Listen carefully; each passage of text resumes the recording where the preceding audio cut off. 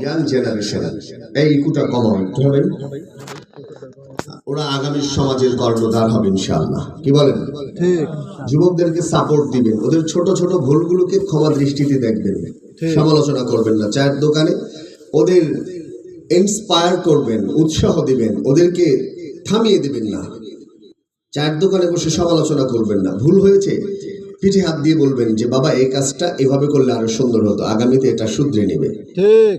চায়ের দোকানে বসে সমালোচনা, ওদেরকে থামিয়ে দিবেন না। ওরা থেমে গেলে সমাজ থেমে যাবে। ওরা যদি ওয়াজের মাহফিল থেকে বের হয়ে যায় তাহলে হাতে মদের বোতল নেবে। ঠিক। ওরা যদি মসজিদ থেকে বের হয়ে যায় রাস্তায় আপনার মেয়েকে উত্তক্ত করবে।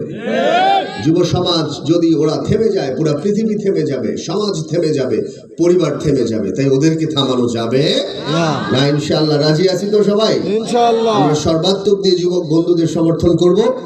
ওরা আমাদেরই সন্তান। আল্লাহ অনেক বড় করুক, আমি দোয়া করি, সবার জন্য দোয়া করি, আমিও দোয়া চাই। যাই হোক, আল্লাহ রাব্বুল আলামিন আমাদেরকে দুনিয়াতে পাঠিয়েছেন একটাই পারপাস, সেটা হলো আল্লাহর গোলামি করা। কি করা? আল্লাহর গোলামি করা। ওমা খালাকাতুল জিন্না ওয়াল ইনসা ইল্লা লিয়াবুদুন। আমি মানুষ এবং জিন জাতিকে কেবল আমার দাসত্ব করার জন্য সৃষ্টি করেছি, আর কাউকে না। আর কারো হিসেব আল্লাহ করবেন না, নিবেন না। শুধু হিসেব নিবেন মানুষ এবং জিন্নাতের। যে মানুষ এবং জিন্নাতকে আল্লাহ রাব্বুল আলামিন শুধু আল্লাহর গোলামি করার জন্য সৃষ্টি করেছেন। আমরা তো বলি আশরাফুল মাখলুকাত, আমরা সৃষ্টির সেরা, অথচ আল্লাহ আমাদেরকে সৃষ্টির সেরা তখন বলছে যখন আল্লাহকে আমরা পাবো তখন। কথাটা কি নতুন শুনলেন?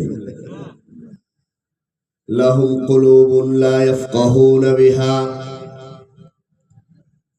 কিছু মানুষ এবং জিন্নাত আছে যাদের